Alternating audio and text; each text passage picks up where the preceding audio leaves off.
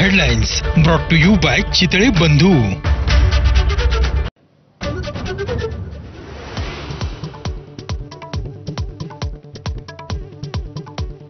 केदारनाथच्या helicopter दुर्घटनेत महाराष्ट्रातल्या तिघांचा मृत्यू। राजकुमार जयस्वाल, त्यांची पत्नी श्रद्धा आणि मुलगी काशीचा हेलिकॉप्टर दुर्घटनेत मृत्यू।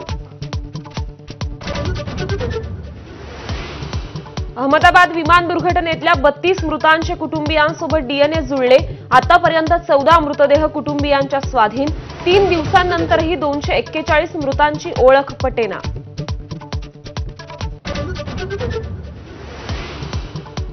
नागपुरात राष्ट्रीय स्वयंसेवक संघ आणि भाजपची महत्वाची समन्वय बैठक सुरू। संघाच्या सर्व 32 संघटनांचे प्रतिनिधी सहभागी। मुख्यमंत्री फडणवीसही आणि गडकरींचीही उपस्थिती। महापालिका निवडणुकीसाठी मवियातील पक्षांनी कंबर कसली। शरद पवारांच्या राष्ट्रवादीचं मुंबईच्या घाटकोपरमध्ये शिबिर, तर ठाकरेंच्या शिवसेना शाखा प्रमुखांची 11 वाजता शिवसेना भवनात बैठक।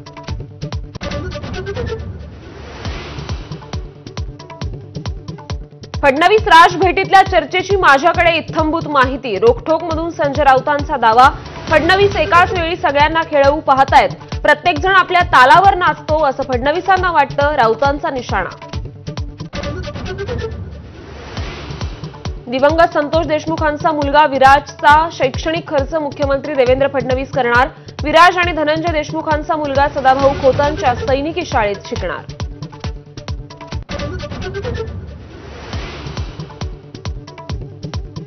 पत्नीनंच पतीची कुऱ्हाडीनं वार करून केली हत्या। नाशिकच्या सुरगणातील धक्कादायक घटना। 2 महिने शोष खड्ड्यात पुरून ठेवला मृतदेह।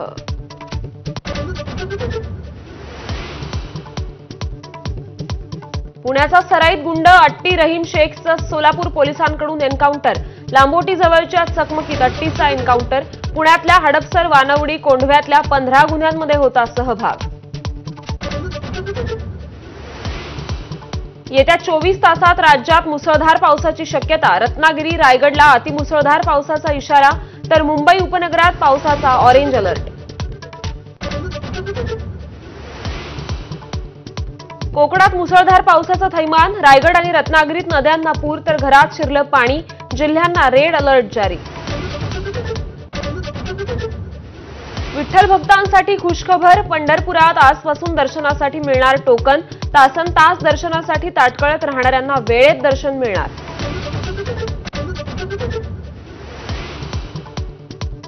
पंतप्रधान नरेंद्र मोदी आजपासून सायप्रस, कॅनडा आणि क्रोएशियाच्या दौऱ्यावर। ऑपरेशन सिंदूर नंतर प्रथमच मोदी आणि डोनाल्ड ट्रम्प यांची कॅनडामध्ये होणार भेट। इस्रायलकडून इराणच्या आण्विक तळांना, तर इराणकडून इस्रायलच्या ऑइल डेपोवर क्षेपणास्त्रांचा मारा। इराणकडून सुपरसॉनिक क्षेपणास्त्रांचा वापर।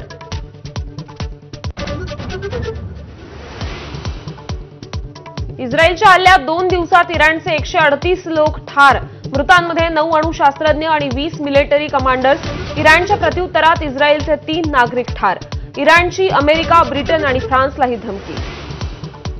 दुबई 67 मजली गगनचुंबी इमारतीला आग। 764 फ्लॅट्समधल्या 3820 लोकांची सुखरूप सुटका। मरीन पिनॅकल इमारतीतील आग 6 तासांनी आटोक्यात।